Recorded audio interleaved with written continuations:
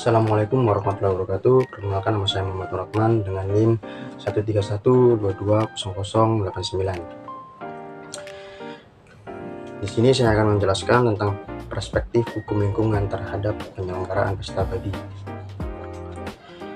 Latar belakang: salah satu isu yang dapat dianalisis dalam perspektif hukum lingkungan penyelenggaraan pesta babi yang sering dijumpai dalam kegiatan adat, budaya, maupun perayaan tertentu.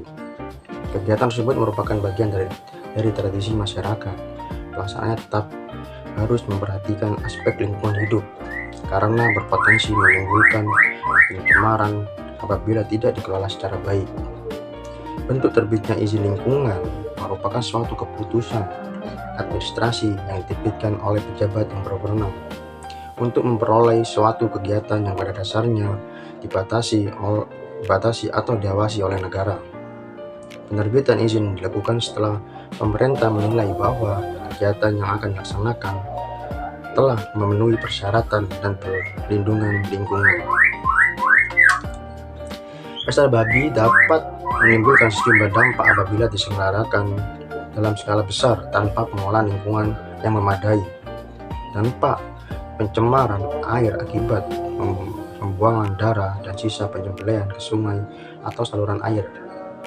Pencemaran udara karena bau yang ditimbulkan dari limbah organik serta penumpukan sampah yang dapat mengganggu kesehatan masyarakat. Bentuk terbitnya persetujuan lingkungan: yang pertama, keputusan kelayakan lingkungan hidup bagi usaha atau kegiatan yang wajib AMDAL. Yang kedua, persetujuan pernyataan kesanggupan pengelolaan lingkungan hidup BKP LH bagi kegiatan yang wajib UKL atau UPL. 3. Persetujuan teknis yang berkaitan dengan pengelolaan air limbah, emisi udara, limbah B3, dan aspek lingkungan lainnya. Tahapan persetujuan lingkungan: yang pertama, identifikasi dampak, yaitu tahap ini pemerintah dan melakukan usaha mengidentifikasi terlebih dahulu apa saja dampak yang mungkin muncul sebelum kegiatan yang dilaksanakan. Kedua, penentuan risiko.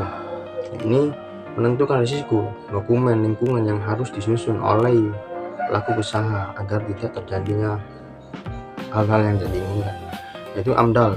3. AMDAL, UKL, UPL. Kajian dampak lingkungan, rencana pengelolaan lingkungan, rencana pemantauan lingkungan. Dokumen ini menjadi dasar pemerintah menilai apakah suatu kegiatan layak untuk memperoleh persetujuan lingkungan. Yang keempat, penilaian instansi.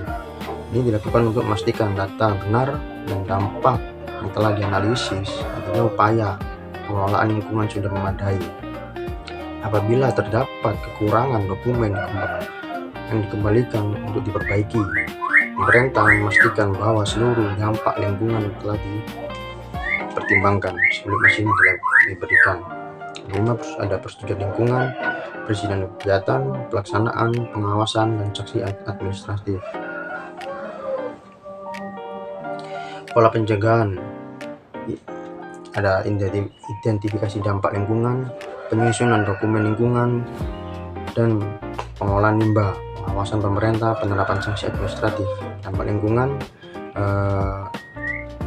pencemaran air akibat pembuangan darah dan sisa penyembelihan ke sungai atau saluran air, pencemaran udara karena bau yang ditimbulkan dari limbah. Pola pencegahan: yang pertama, identifikasi dampak lingkungan. Yang kedua, penyusunan dokumen lingkungan. 3. Pengolahan limbah. 4. Pengawasan pemerintah. 5. Penerapan sanksi administratif. Dampak itu prinsip pencegahan. Prinsip pencegahan itu terjadinya pencemaran atau kerusakan lingkungan sebelum dampak tersebut benar-benar terjadi. Artinya pemerintah maupun pelaku usaha tidak boleh mengganggu sampai lingkungan rusak terlebih dahulu baru mengambil tindakan.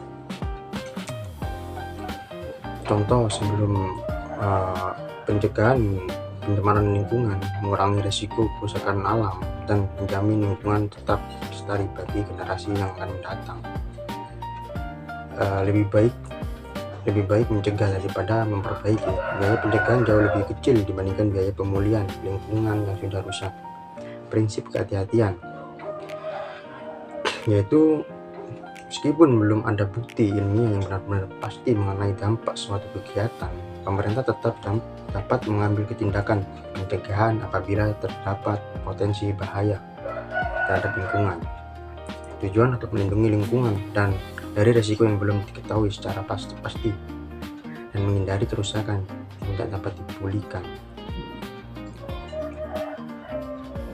Walau ada potensi yang membahayakan, tindakan pencegahan terhadap lingkungan, walaupun bukti ilmiahnya belum sepenuhnya lengkap, harus dijaga dengan sepenuhnya dan harus tidak boleh salah dalam melakukan tindakan. Sekian dari saya. Wassalamualaikum warahmatullahi wabarakatuh.